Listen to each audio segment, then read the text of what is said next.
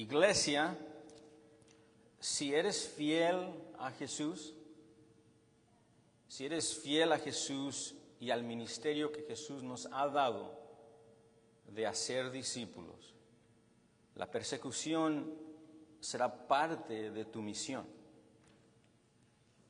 Pero no debes de tener miedo a los que te persiguen. Esa frase que le he comunicado en resumen va a cubrir el versículo 24 al 33. Nos encontramos en medio de una conversación de instrucciones que el Señor Jesucristo le está dando a los 12, mientras ellos van a la misión de proclamar el reino de Dios por medio de la venida del Mesías. Lo vemos en el versículo 7 y de nuevo lo vemos en el versículo 18. Están dando testimonio de la venida de Jesús. Ya hemos establecido que aunque nosotros no somos apóstoles, sí somos comisionados por la gran comisión, por nuestro Señor Jesucristo, a también proclamar al Señor Jesús y a ser discípulos. Si usted es un discípulo de Jesús, usted ha sido ordenado, comisionado a darlo a conocer. Está en misión.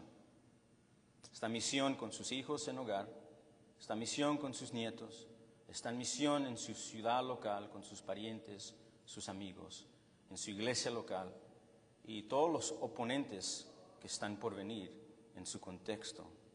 Bueno, en estas instrucciones también encontramos instrucción para nosotros que estamos en misión.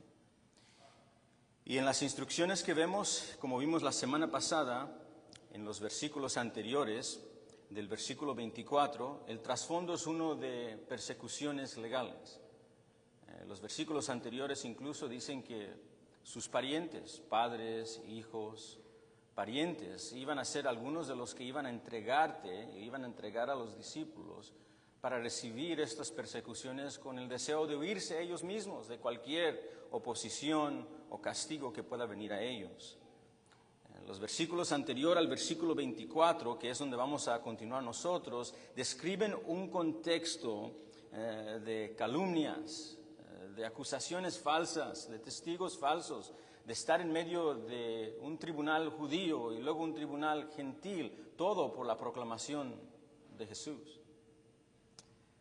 Y en el versículo 24 y 25, después de darnos ese trasfondo y ese contexto, Él no se va a retroceder, no va a calmarse más, sino va, como dicen en inglés, he's going to double down. Lo va a decir más fuerte, lo va a decir con énfasis de que la persecución es inescapable para el discípulo de Jesús que quiera ser fiel a la misión del Señor Jesucristo. Eso es lo que vemos en el versículo 24 y 25. Si le pusiéramos un punto grande al versículo 24 y 25, este sería el punto grande. El discípulo fiel de Jesucristo debe de esperar la persecución, no ser sorprendido por ella. Quiero que observe el versículo 24. El discípulo no es más, o la idea es está por encima, no es más importante, no es más superior que su maestro, ni el siervo más que su señor. Es suficiente el discípulo ser como su maestro y el siervo como su señor. Si al padre o el jefe, el dueño, se refiere al padre del hogar, si el padre de la familia lo han llamado Belzebub, ¿cuánto más los de su casa? Lo que vemos en estos versículos 24 y 25, es un dicho proverbial, es un dicho que se decía en el mundo antiguo para hacer un énfasis. Y es lo que no los quiero turbar mucho con palabras, pero es un axioma. Un axioma es cuando se dice algo obvio y todos conocen que esto es obvio, ¿verdad? Por decir la agua es clara o el sol es amarillo, es algo obvio a toda la audiencia. Y lo que encontramos en el versículo 24 y 25 es un axioma, es un énfasis para enfatizar algo obvio, evidente y claro. ¿Y qué es lo evidente y claro? Bueno, un discípulo no está más arriba o más superior que su maestro. La idea es esto: lo que haga el maestro o lo que le suceda al maestro, puede estar seguro que usted también le va a suceder al discípulo, tiene que participar en ello. Es decir, la meta del discípulo es ser como el maestro. Y si el maestro está haciendo, si el maestro está pasando, lo que le está sucediendo al maestro no debe de ser sorprendente para el discípulo que se encuentre haciéndolo también. Lo mismo con la ilustración segunda de un siervo con su amo. El siervo busca obedecer y complacer al amo. Y si el amo está haciéndolo, pues uno puede estar 100% seguro que el siervo debe de estar haciéndolo. Por ejemplo, si el amo está recogiendo la casa y el siervo está sentado, vemos que eso no hace mucho sentido. Si el amo se levanta y empieza a recoger, por supuesto que el siervo también se va a levantar y se va a poner a recoger. Lo mismo con la tercera aplicación que vemos y analogía de la relación entre un jefe del hogar, ¿verdad? La tercera ilustración la encontramos en el 25, donde se dice de un padre, un jefe, un dueño de familia. Y la idea es la misma, lo que le pasa al jefe y al dueño, lo que digan del jefe y el dueño, lo que haga el jefe y el dueño, por supuesto que también va a impactar, o ellos, los que están en la casa, en la familia, deben de participar en ello. Bueno, esta es la idea. Si sucede al mayor, puedes estar seguro de lo que va a suceder y vas a participar el menor. Ese es el argumento. Estaba hablando con un amigo y dije, pues, ¿qué serían ilustraciones en nuestro día de este tipo de proverbio? Y dice, pues me viene a la mente esto, me viene a la mente una guerra, una batalla, y está en los soldados de la línea al frente, y de repente viene el coronel, teniente, y el teniente coronel viene y él se pone en la frente de la batalla para pelear, para animar, para hacer lo que están haciendo el resto de soldados. Y la idea ahí viene siendo, pues si el teniente coronel está al frente de la batalla, pues por supuesto el resto de los soldados de más bajo rango deben de estar ahí recibiendo y participando de lo mismo. Una ilustración para ayudarnos a entender cómo funciona este proverbio. Todos tienen la misma idea, la relación del discípulo y el maestro. Nosotros somos los discípulos y Jesús es el maestro. La relación entre siervo y el amo, nosotros los que hemos puesto fe en Jesús, somos los siervos, los esclavos, y Jesús es el amo.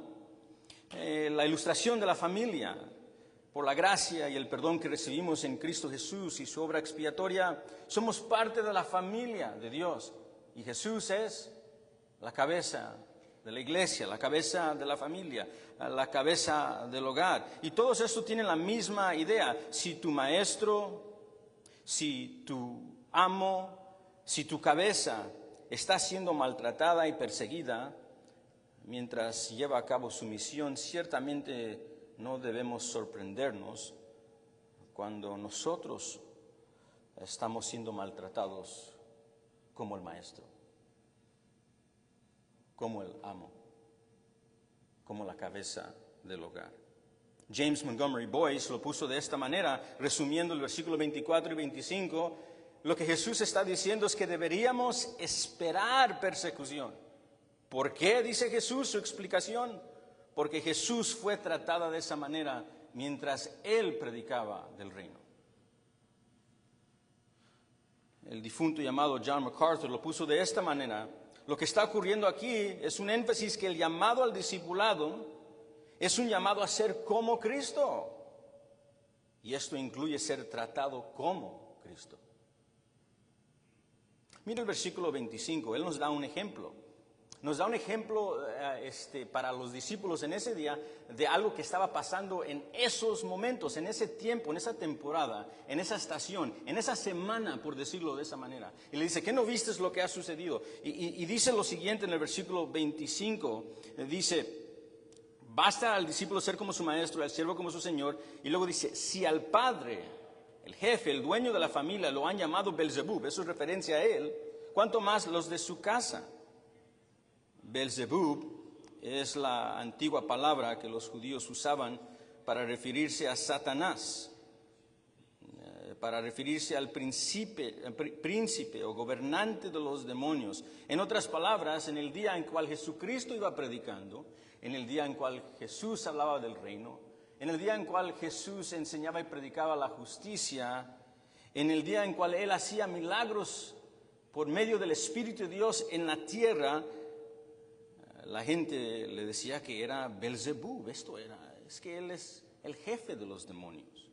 Si quiere ver un ejemplo de esto, solo tiene que voltear las páginas al capítulo 9, versículo 34.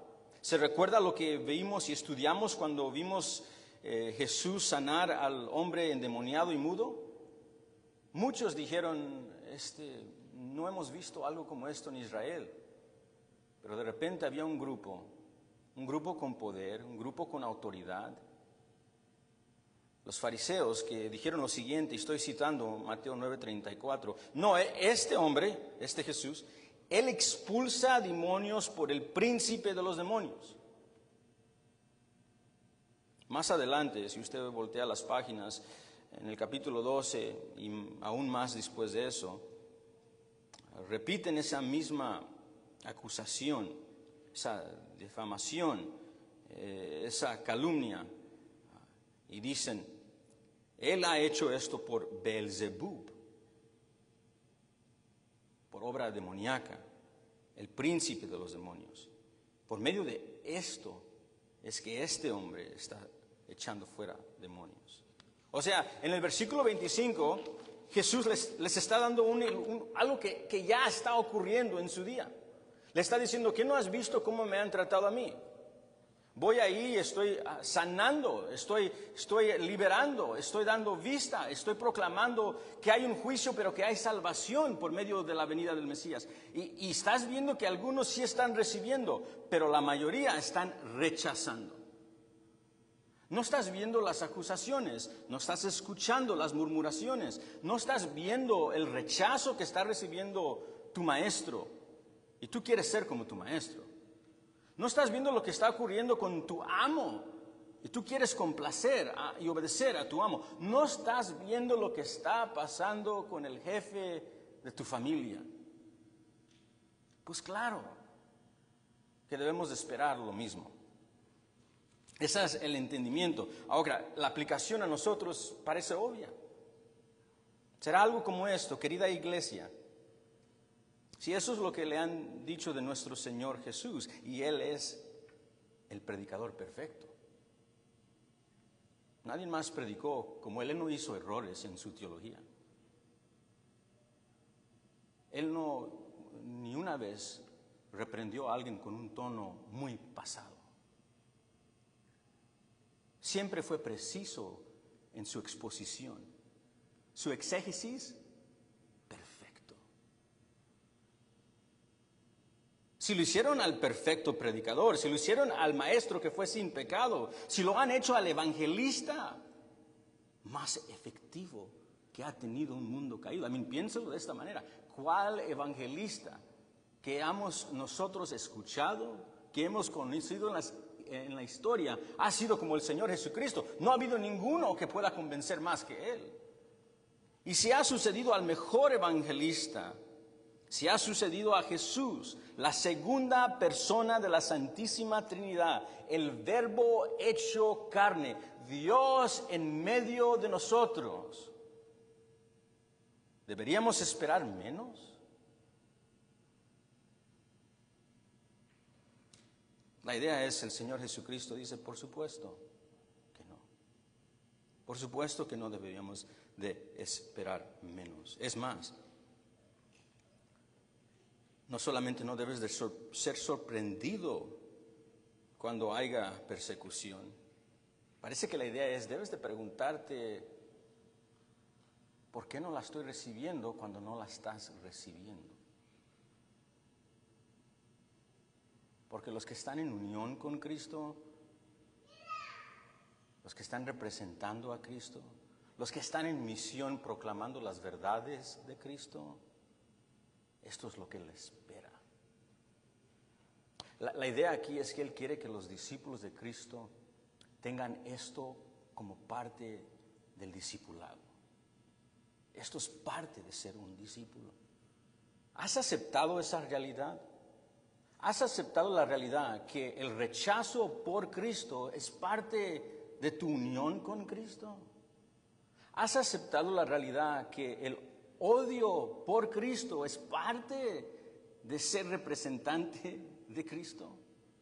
El Señor Jesucristo quiere que sus discípulos acepten la realidad para poder ser exitosos en la misión de proclamarlo y que puedan prevalecer fielmente cuando llegue la persecución. Bueno, vendrá persecución, por supuesto.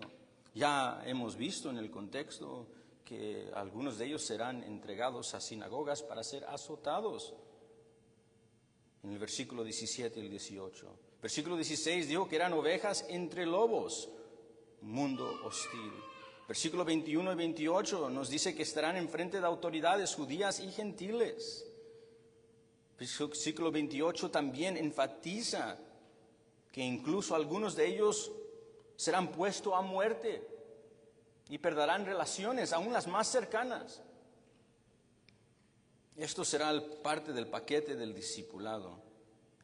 Y en este momento el Señor Jesucristo dice, seréis perseguidos, pero de repente viene con un gran ánimo para sus discípulos, con la siguiente porción, del versículo 26 al versículo 33, diciendo, seréis perseguidos, pero no tienes que tener temor de vuestros perseguidores.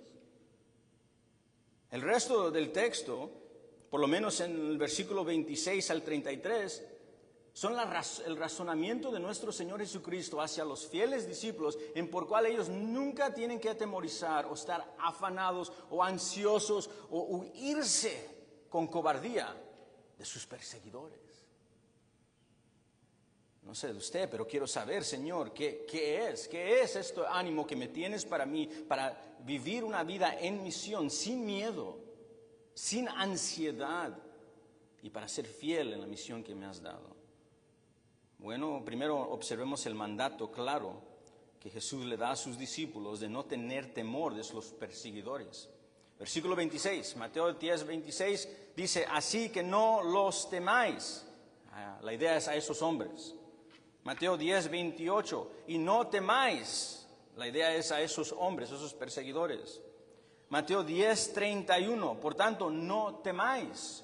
La idea de nuevo es a esos perseguidores, los que te están acusando, los tribunales, las sinagogas, los que te están azotando, el rey que está enfrente, las traiciones que te están pasando, todo lo que estás sufriendo por causa de dar a conocer a Cristo. No tienes que temer. ¿Ven la repetición? Es muy clara. Te perseguirán, pero no tienes que temer nada de ellos. Los mandamientos aquí son específicamente a no temer al hombre, porque si temes a esos perseguidores, automáticamente vas a reemplazar el temor que tienes a Dios. O sea, no puedes temer a los dos al mismo tiempo. Esto se ve muy claro en el versículo 28, donde el Señor Jesucristo dice, no temáis a los que matan al cuerpo, pero no pueden matar el alma. Temed más bien a aquel que puede destruir el alma, referencia a Dios. La idea viene siendo, no puedes temer a Dios y temer al hombre al mismo tiempo. Este mandamiento a no temer se refiere a no tener más miedo del hombre que el miedo que debes de tener a Dios. ¿Se recuerda de ese tipo de temor? El temor al hombre en vez del temor a Dios. Eso es lo que nos hace hacer nuestras obras piadosas para que recibamos aplausos de los hombres. ¿Nunca ha pensado de eso? Porque es que a veces tenemos esa tentación horrífica y fea de hacer buenas obras para ser vistos por los hombres. ¿Sabe cuál es la respuesta a eso? Temor al hombre en vez de temor a Dios. ¿Por qué es que a veces tienes que decir la verdad? Sabes que tienes que hacer y decir lo que es correcto, pero te da tanta preocupación de cómo van a responder a lo que vas a decir. ¿Sabes la raíz de eso? Temor al hombre en vez de temor a Dios. Podemos continuar con una y otras maneras en cual tememos y llegamos a esa conclusión de temer al hombre más que Dios. Aquí recibimos un mandato a decir, no reemplaces y no tengas más miedo del hombre del miedo que debes de tener a Dios. No tengas más terror al hombre del terror que debes de tener de Dios. No te preocupes más por agradar al hombre que agradar a Dios. No te preocupes más por no ofender al hombre que no ofender a Dios. Eso es el mandato, a que no temas a los perseguidores. No reemplaces el temor que le pertenece únicamente al Trino Dios, 3 veces santo, eterno, omnisciente y autosuficiente.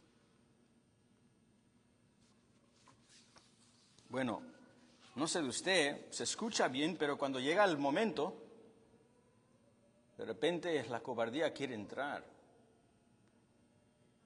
Cuando vienen los oponentes, de repente la cobardía, si puedo confesarlo, definitivamente quiere entrar en los huesos.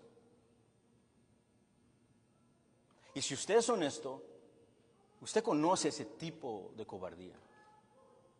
Conoce ese tipo de cobardía que se detiene de decir, que evita el mensaje.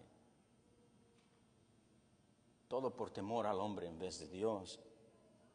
Pero el Señor Jesucristo, después de dar el mandato, nos da el razonamiento y la explicación teológica, verdadera, la realidad que necesitamos tener para no ir a ese lugar, para no entrar a la cobardía, para tener de nuevo, para predicar, para no editar el mensaje, para comunicar con de nuevo humildad y amor. La primera se encuentra, amados, en el versículo 26, cuando el Señor Jesucristo dice, así que no los temáis, dice, a ellos. En luz de que debes de esperar persecución y vienen, dice, en luz de esto te doy una instrucción, no temas. Y luego dice, ¿por qué? Aquí está la explicación, este es el razonamiento en por cual no debes de temer a los perseguidores. No temáis porque no hay nada encubierto que no haya de ser manifestado, no hay nada oculto que no un día se ha de dar a saber. Esa es la primera razón que el Señor nos está dando. Dice, no tienes que temer porque tu Dios un día va a revelar toda la verdad. La imagen que tenemos en el versículo 26, recuérdese, está en un trasfondo y un contexto de tribunales, ¿verdad? ¿Se recuerda la semana pasada? Estamos en un contexto de alguien acusándonos injustamente con mentiras e incluso con testigos falsos, para que lleguen castigos, para que nos den los latigazos y nos azoten en las sinagogas, para que lleguemos a ese punto donde nos están poniendo a muerte. Estas son cosas serias. Las acusaciones no solamente son serias, son injustas y son mentiras. Puede ser que estás ahí y de repente se levanta un mentiroso, se levanta otro mentiroso, se levantan estas acusaciones y calumnias y dices, pues ¿qué está pasando aquí? Lo que va al fin venir, estoy diciéndole la verdad. Bueno, el Señor te da un ánimo por decir, en el día que importa, refiriéndose a un día futuro, en el día que importa la verdad saldrá a luz. Y todas las mentiras que se han hecho, todas las acusaciones y calumnias que se han dado que no son veraces, todos los testigos falsos no serán aceptados ante el tribunal de Dios en aquel día. Es más, la idea aquí no solamente no serán aceptados, serán puestos a la luz ante Dios y todos los ángeles del cielo. ¿Para qué? Para un castigo mucho peor de los que ellos dieron. La idea es que la realidad del asunto, la verdad y la realidad será afirmado por Dios mismo en la presencia de los enemigos. No tienes que temerlos. Ellos no están en el lugar de ganador. Se puede ver así por el momento, pero no están en la posición del ganador.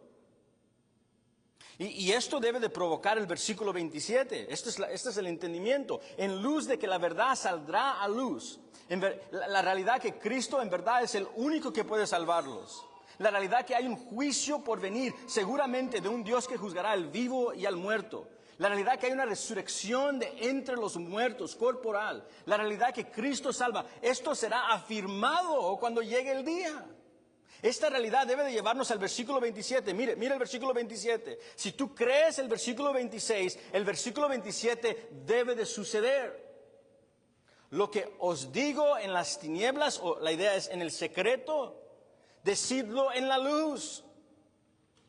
Lo que te he enseñado, lo que has oído por el oído, lo que te instruí, escucha esto, proclamarlo de las azoteas. Ponte en el techo y anúncialo. Déjeme darle un ejemplo de cómo funciona. Ponte en la esquina con tu Biblia del lugar público de la ciudad. Vete a la universidad y las universidades, por si no lo saben, tienen un lugar público donde puedes enseñar, puedes predicar, puedes hablar y pueden entrar todos los tipos de gente con sus ideologías. Ponte ahí, abre tu Biblia y proclama a Cristo. Proclama las verdades de Dios. Proclama que solo hay dos géneros. Proclama que el matrimonio legítimo y aceptable, el único, es entre un hombre y una mujer. Proclama esas cosas. Y vas a tener oponentes. Tendrás 20, tendrás 25 y cuando lleguen, vas a sentirlo en el estómago, vas a sentir tu corazón caer en tu estómago, todo se te va a revolver y cuando llegue ese momento, ¿qué te va a ayudar a seguir proclamando? ¿Dónde vas a llegar a decir, no, tengo que decir la verdad? Bueno, Jesús nos está diciendo. David, lo que estás diciendo, varón, dama, joven, lo que estás diciendo es verdad. Y aunque ellos digan que no es verdad, un día todo será afirmado. Por lo tanto, lo que te he enseñado, lo que te he instruido, lo que has recibido, lo que te he dicho en secreto, lo que el Espíritu Santo te ha enseñado cada domingo que has venido, cada vez que tu papá y tu mamá te enseñó, lo que has aprendido en el estudio bíblico, lo que el Espíritu Santo te está enseñando hoy, eso dilo. Y esa idea de subirte al techo es la idea no literal, aunque en ese día tal vez sí, pero no se vaya a subir al techo porque se puede caer. La idea es hazlo con denuedo. Proclama a Cristo y sus verdades sin miedo.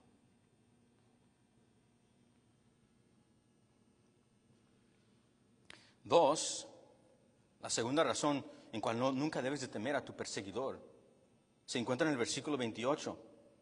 Y no temáis a los que matan el cuerpo, mas el alma no pueden matar. Temed más bien. La idea es, en lugar de esto, para evitar ese miedo del hombre, escucha esto, esta es la manera. Teme a aquel que puede destruir el alma y el cuerpo en el infierno. Esta es la segunda razón, ¿están listos? Tu Dios es más peligroso que tus perseguidores. Me gusta cómo lo puso Pat en la mañana. Esta mañana él dijo, don't be afraid of them, be afraid of me. Eso es lo que está diciendo Dios. No los temas a ellos, teme a Dios. No tengas más terror de ellos. Ten más terror de lo que Dios hará con los que se unen al rango de los cobardes. Ten más miedo de Dios. Ten más miedo del Creador que la criatura. Ten más miedo del omnipotente que el que tiene poca fuerza. Ten más miedo del eterno que el temporal. Ese es el argumento. Y por cierto, tengo que decirlo porque algunos dicen que esa frase, referencia a Dios que puede destruir el alma, algunos incorrectamente dicen que esta es referencia a la doctrina de aniquilacionismo. Es una falsa enseñanza. Y ojalá que nadie aquí guarde esta falsa enseñanza para que hoy la abandone. Pero la falsa enseñanza del aniquilacionismo enseña que en el juicio final, cuando Dios juzgue a los malvados y los castigue, el Señor exterminará el alma de los malvados. Es decir, la alma va a cesar por medio del castigo que Dios le da. Ya simplemente no se va a existir el malvado. Y algunos dicen, mira, aquí está diciendo que va a destruir. La palabra destruir se puede interpretar de esa manera. Pero la idea aquí, amados, el contexto determina cómo se usa la palabra. Yo puedo decir, es frío, y lo puedo decir en varios contextos, y puede significar varias cosas. Lo que va a determinar lo que quiero decir con eso es frío, es el contexto y cómo estoy usando la palabra. Lo mismo vemos en este texto. Jesús está haciendo un contraste específico entre lo temporal y lo eterno. En particular, entre un castigo temporal que te puede dar el hombre y un castigo eterno que te puede dar Dios. Está dando un contraste entre un tribunal legal y temporal y el tribunal celestial y divino. J.C. Ryle dice del versículo 28, dice, la ira del hombre puede ser difícil de soportar, pero la ira de Dios es mucho más difícil. D.A. Carson lo puso de esta manera. Lo peor que tus perseguidores puedan hacer no coincide con lo peor que Dios puede hacer. El amado difunto teólogo R.C. Sproul, parafraseando lo que el versículo 28 está enseñando, dice, aunque las personas puedan matar el cuerpo, Dios puede castigar el alma y el cuerpo. Hay por lo menos dos implicaciones en este texto. La primera es el versículo 25 definitivamente advierte que el cristiano profesante, el que se ha bautizado y ha dicho que es un cristiano y que es un discípulo y es un siervo, ha profesado por medio de las aguas del bautismo. Definitivamente el versículo 25 le dice que ese hombre, si está pensando a negar a Cristo o tener más miedo del hombre y tratar de escaparse de la persecución, definitivamente el versículo 25 le está diciendo que tenga más temor de lo que Dios le va a hacer que lo que ellos pueden hacer. Definitivamente es una herramienta amorosa del Señor Jesucristo para asustarte y recordarte por qué oíste a Cristo en el primer lugar. ¿Por qué oíste a Cristo en el primer lugar? Por ese mensaje que dijo Juan el Bautista. El reino de los cielos se acerca, la ira de Dios está por venir. Y eres un quebrantador de las leyes de Dios. Todas las leyes las has quebrantado. Y este juez no puede ser comprado. Él juzga justamente. Y de acuerdo al Evangelio, dice Romanos capítulo 1 y capítulo 2, que en aquel día del juicio va a exponer los secretos del corazón del hombre. Así que si hay alguien aquí que dice, no, yo soy piadoso, no creo. Pusiéramos todos tus pensamientos arriba en la pantalla, te fueras huyendo del cuarto. Y en aquel día Dios expondrá todos nuestros lugares secretos, todo lugar secreto, cada mentira blanquita, cada cosa que no quisimos decir, cada cosa que según no se vio por el público, ahí estará publicada entre los ángeles y ante la presencia del Trino Dios. Somos quebrantadores de la ley. ¿Y por qué oímos a Cristo? Porque el obediente verdaderamente Dios, verdaderamente hombre, vivió una vida perfecta en el lugar de su iglesia para morir para los quebrantadores de la ley que confiaran en Él. Porque resucitó entre los muertos y el sacrificio que se hizo por el pecado fue aceptado por el Padre, porque el Padre lo hizo. Por eso huimos hacia la cruz, para salvarnos del terror que merecíamos de Dios. Sin Cristo, Dios es terror para ti. Y es por eso que fuimos al refugio de nuestro Señor Jesucristo. Porque Él tomó ese terror y ese juicio en la cruz por nosotros. El versículo 25 definitivamente es un recordatorio de que no tengas más terror del hombre que del Dios.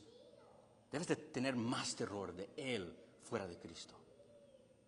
Pero segundo, este contexto, la implicación definitivamente tiene que enfatizar que el oponente malvado sufrirá un castigo mucho mayor del que te está dando en ese contexto de persecución.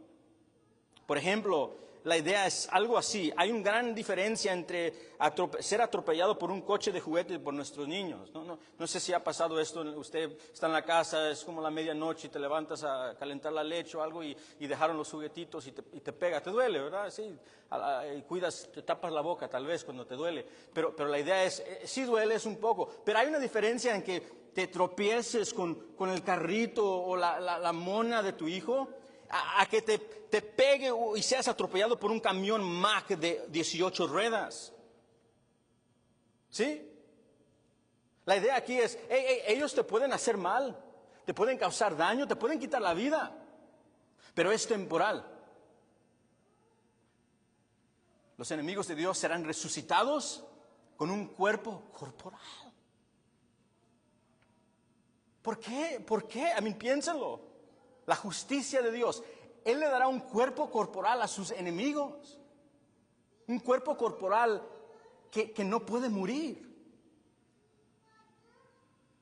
Para que sean castigados para siempre en el lago de fuego. No. Definitivamente cualquier persecución que pasemos nosotros aquí es incomparable, tristemente, trágicamente, con los perseguidores que no se arrepientan y pongan fe en Él. Y tomo la oportunidad porque por muchos años yo también participé en la persecución de cristianos. Y tal vez aquí hay alguien que persiga a cristianos. Me recuerdo todavía, estaba en 8º año y había un muchacho cristiano que siempre se juntaba a mí, quería predicarme del Evangelio. ¿Qué está pasando con este muchacho de 14 años? Todos nosotros estamos involucrados en inmoralidad, en pandillas, y hablando con su Biblia, algo está mal con él. Una vez me trajo un cassette de música cristiana. Y dijo, hey David, te traje algo, te lo grabé, quiero que lo escuches. Y dije, ¿qué es esto? Oh, es rap cristiano. Lo agarré y dije, quita esta basura de aquí. Y burlando de él. Eso lo que espera un hombre, un joven, un adolescente, un universitario que no se arrepiente, es horrífico. Y si hay alguien aquí que está en esa posición de hacer chistes de los cristianos, de burlarse y humillarlos, huye. ¿No sabes lo que te espera? ¿Y qué amor de Dios? ¿Qué amor de Dios? No sé si sabías, perseguidor. Qué amor de Dios que Él envió a su amado Hijo Jesucristo a morir por pecadores como esos perseguidores. Si hay un perseguidor aquí, arrepiéntanse antes del gran día de juicio y huye a los brazos amorosos del Señor Jesucristo. No tienes que temerlos porque Dios es más peligroso que ellos. Esa es la idea. Piénselo. Piénselo por si un día alguien te está oponiendo y tiene los dientes afuera, estás 6 pies 3 y está agarrando sus manos y las está apretando porque ya está listo para darte un golpe. Piénselo. Dios es más peligroso que ellos. Y predíqueles en humildad, misericordia y sabiduría acerca de Cristo. Seguramente Esteban tuvo que recordarse de esta verdad cuando fue apedreado y perdió su vida. Ellos deben de temer más a Dios. Esteban ya es salvado por la gracia en Cristo Jesús y ellos no.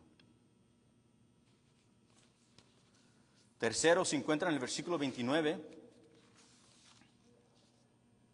No se venden, dice nuestro Señor Jesucristo, a los que van a ir en medio de lobos, los que van a ser azotados, algunos que van a morir, muertes horríficas. Les dice, no se venden 2 pajarillos o gorriones. Gorriones son pájaros bien pequeñitos.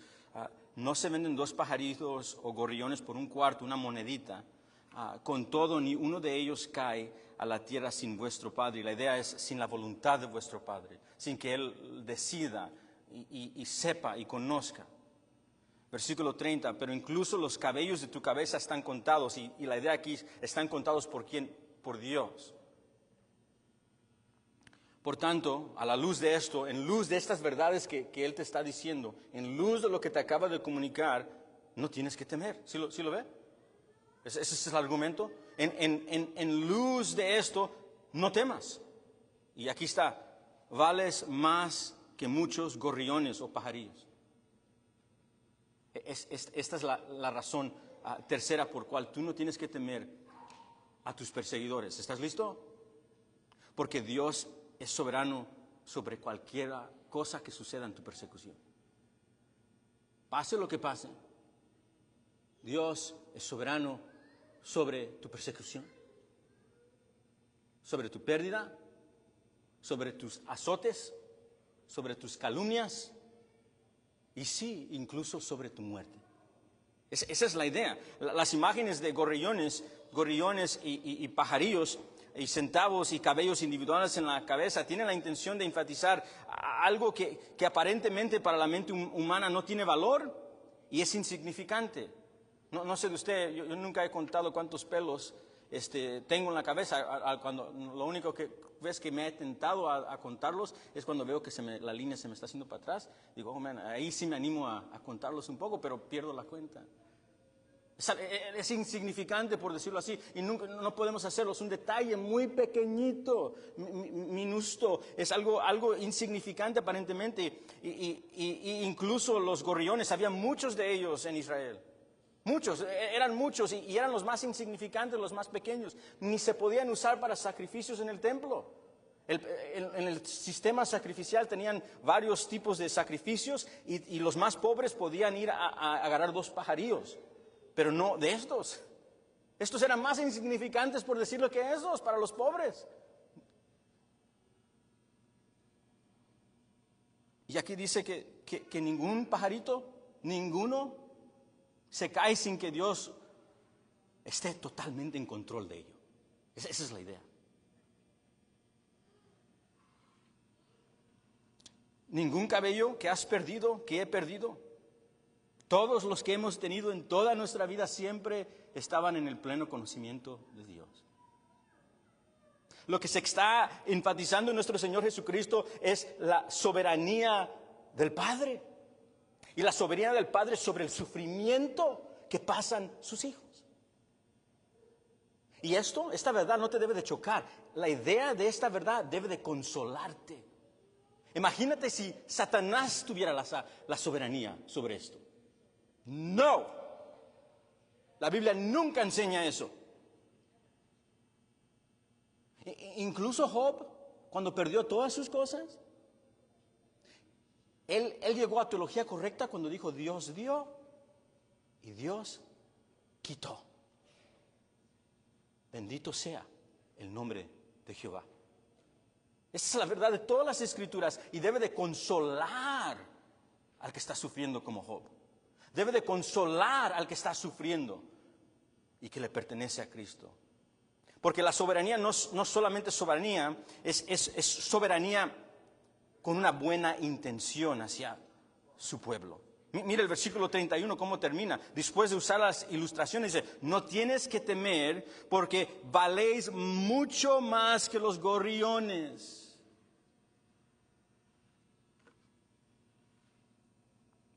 Esto se refiere a la buena intención de Dios mientras Él actúa en su soberanía, incluso la persecución de sus discípulos.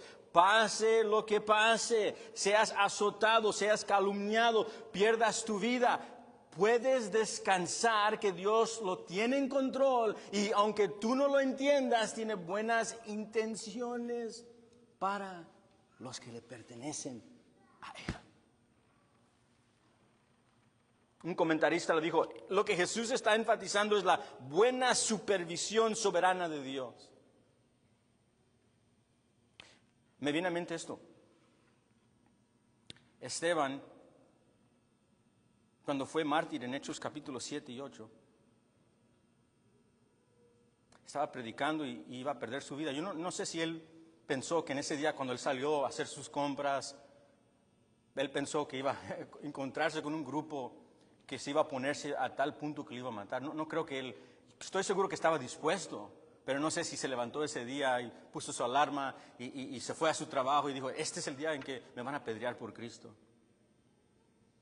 Y Esteban no era un anciano, no era un pastor, no era un misionero, no era, vamos a decirlo humanamente, alguien insignificante, humanamente hablando. Y él predica a Cristo. Y por hecho, hace una predicación de excelencia. Desde Génesis hasta Cristo expone en precisión las promesas del Mesías. Y confronta con denuedo a estos hombres, no los deja. Y cuando lo matan, dice que los cielos se abrieron y que Esteban mira hacia los cielos. Y que Jesús, el que todas las escrituras nos dicen que Jesús está, el resucitado Jesús está sentado a la diestra. Pero si quieren ver un tiempo, si quieren ver un lugar en toda la Biblia donde Jesús no está sentado a la diestra, se ve cuando muere Esteban. Está puesto a pie mirando a Esteban. Esta es la promesa que estamos viendo en este texto. Soberanía y buena intención hacia Esteban. Mi hijo, vas a perder tu vida, pero estoy aquí. Y déjeme darle otro ejemplo. Encontramos en el libro de Apocalipsis una iglesia que está sufriendo persecución. E incluso Jesucristo dice que viven en la ciudad donde mora Satanás. Jesús lo describe de esa manera. Y ellos han perdido un hermano de su congregación. No era una de esas iglesias mega churches, era un hermano de una congregación pequeña. Y escuche las palabras del Señor Jesucristo hacia la iglesia. Dice Apocalipsis 2:13, yo conozco dónde habitas. Conozco que habitas donde está el trono de Satanás. Sin embargo, conozco que ustedes retienen mi nombre y no negaron mi fe. Escuche, aún en los días de Antipas, mi fiel testigo, quien fue muerto entre ustedes donde mora Satanás. Amados, si este texto no estuviera en la Biblia, usted no hubiese conocido la muerte de Antipas. No lo hubiese conocido hasta el día de gloria. Pero ¿sabes qué consuelo le tuvo que dar a la iglesia que están los hermanos muriendo cuando Jesús dice, yo sé dónde vives, yo sé tus perseguidores? Y luego dice, y ese hombre, no, Antipas, lo llama por nombre. Y Antipas, mi fiel testigo, yo lo conozco a él. La tercera razón que tú no tienes que temer la persecución y tus perseguidores es que pase lo que pase, Dios es soberano en tu persecución.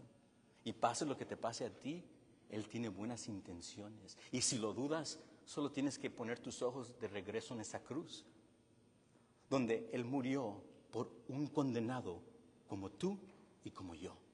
Y cuando estábamos muertos en delitos y pecados, es cuando el Evangelio llegó a tu casa, tocó a tu puerta y el Espíritu Santo quebró la puerta y te rescató y dijo, ven a Jesús. Fue allí. Si estás perdiendo la buena intención de Dios en cualquiera de tu sufrimiento, regresa tu rostro a la cruz. La cuarta y la última se encuentra en el versículo 32 y 33. A cualquiera pues, dice el Señor Jesucristo en el versículo 32, a cualquiera pues que me confiese delante de los hombres, yo también lo confesaré delante de mi Padre que está en los cielos. Y cualquiera que me niegue delante de los hombres, yo también lo negaré delante de mi Padre que está en los cielos. No debes de temer a tus perseguidores y no te atrevas a temer más a tus perseguidores, pase lo que pase. Porque si no reconoces y confiesas a Cristo aquí, Cristo no te va a reconocer ante su Padre. Esa es la razón. Hay un ánimo aquí, hay una advertencia aquí. ¿Sí lo ven en el texto? El versículo 32 es un ánimo, el versículo 33 es una advertencia. En el versículo 32 encontramos el ánimo que aquellos que confiesan aquí al Señor Jesucristo, aunque sean rechazados por todos, aunque Esteban murió solo, Me recuerdo leyendo Hechos 7 y diciendo, man, ese guy está muriendo solo. No está su mamá, no está su papá, no está el pastor, no están sus tíos, no están sus amigos. Murió solo.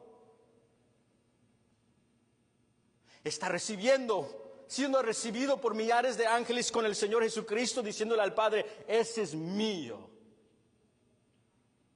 Ese es el ánimo que te está dando en el versículo 32. Pase lo que pase, puedes cobrar ánimo que aunque todos te nieguen, aunque tu padre y tu madre te rechace, aunque ya tú no tengas ningún amigo en la tierra, aunque pierdas todo, eres recibido por el Señor Jesucristo en la presencia de su Padre y todos los millares de ángeles.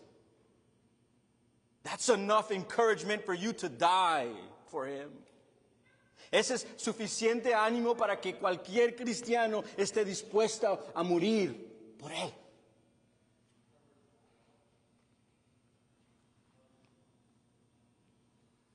Pero la segunda es una advertencia. La versículo 32 es la imagen aquí de un cristiano profesante que ha sido tentado por rechazar al Señor, ha sido tentado por el temor del hombre, ha escuchado este mensaje,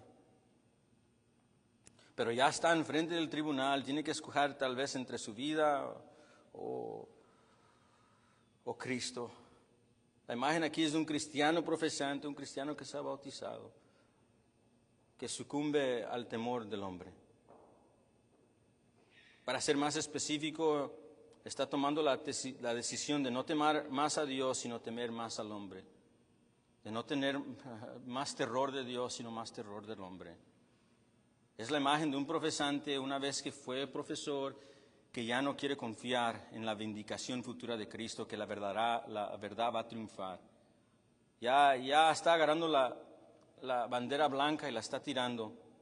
Ya no quiere abrazar la buena protección y el cuidado soberano de Dios. No, Él no está en control de esto. No. Él no está en control de esto.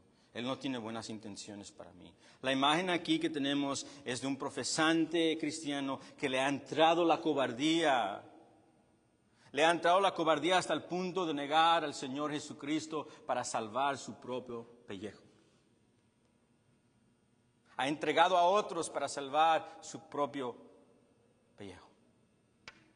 Está diciendo, no, ya no quiero nada con Cristo. Si esto involucra pérdidas como estas, you can have Jesus.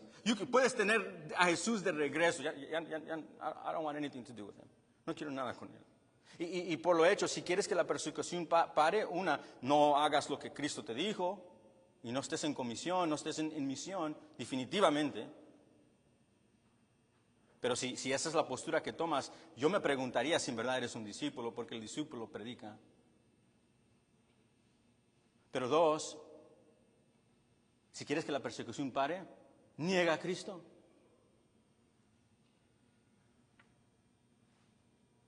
Para de predicarlo y para de vivir como Él.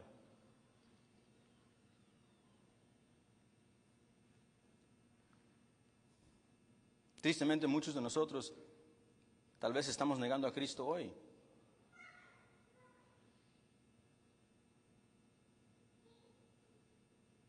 A veces no es tan claro como no predicarlo y decir, no voy a predicar a Cristo. A veces es con nuestras vidas. Es decir, vivimos exactamente como alguien que está muerto en delitos y pecados. Vivimos exactamente como alguien que está en rebelión a Dios. Vivimos exactamente como alguien que está en desobediencia al Mesías. Vivimos exactamente como el mundo y por lo tanto el mundo no ve ninguna diferencia en nosotros. ¿Por qué? Es igual que yo. ¿Qué le voy a decir? Tiene las mismas creencias que yo. ¿Qué le voy a decir? El versículo 32 es una advertencia.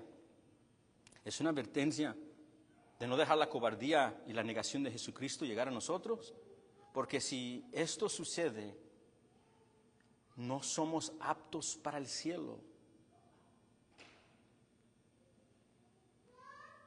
El que niega a Cristo será negado por Cristo.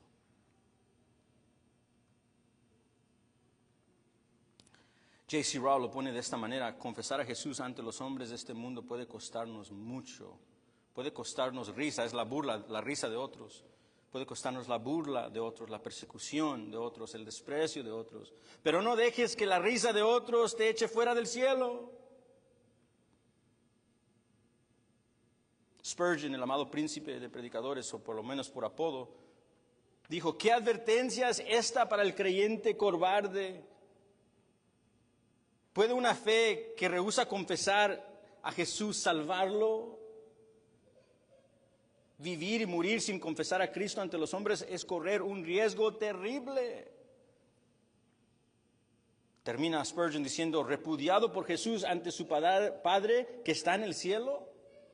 Ser rechazado por Jesús ante su Padre en el cielo, dice Spurgeon, ¿qué infierno puede ser peor que eso?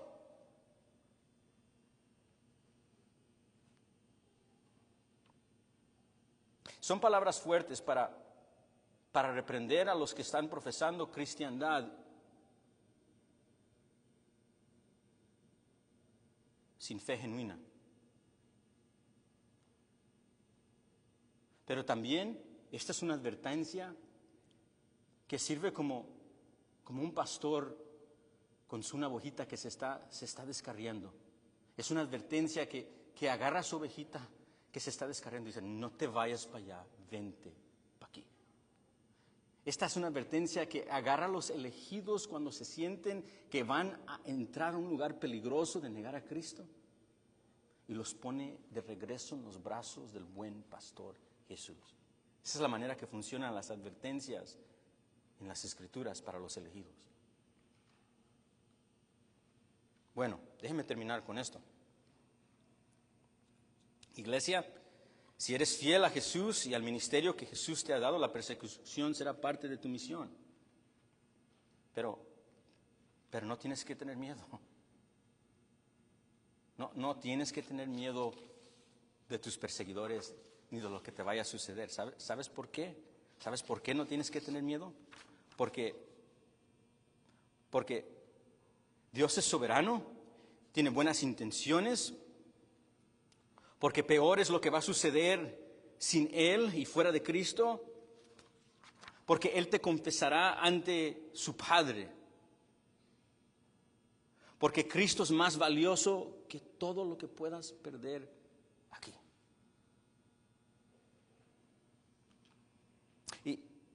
Y si hay alguien aquí, estábamos hablando esta mañana y el pastor Mark hizo la observación que Pedro escuchó este sermón.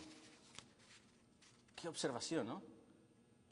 O sea, Pedro, ¿se recuerda? Pedro escuchó este sermón y cuando el Señor iba a ser crucificado, Pedro lo negó. ¿Cuántas veces? 3 veces. Wow. Y algo que más, para hacer esto un poquito más interesante, cuando Jesucristo dijo que todos iban a abandonarlo en la noche de crucifixión, ¿se recuerda lo que dijo Pedro como el representante? Jamás. Aunque todos se vayan, yo no. ¿Te recuerdas? Creo que hay una aplicación más para alguien aquí, tal vez. Tal vez hay un Pedro aquí. Tal vez hay un Pedro aquí que en una ocasión hizo una confesión de fe en Cristo Jesús. Y luego, como Pedro lo ha negado una y otra vez, con sus palabras y con su vida.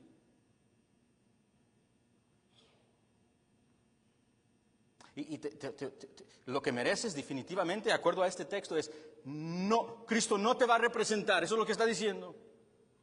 Pero ¿sabes cómo termina la historia de Pedro? Señor Jesucristo resucita entre los muertos. Exactamente como le dijo a Pedro. Y ahí está Jesucristo. Y dice: ¿dónde está el Pedro? Quiero hablar con él. No sé de usted, pero qué conversación. Qué encuentro. Y lo que hubiese hecho Jesucristo con Pedro, no sé, soy yo, es aplastarlo.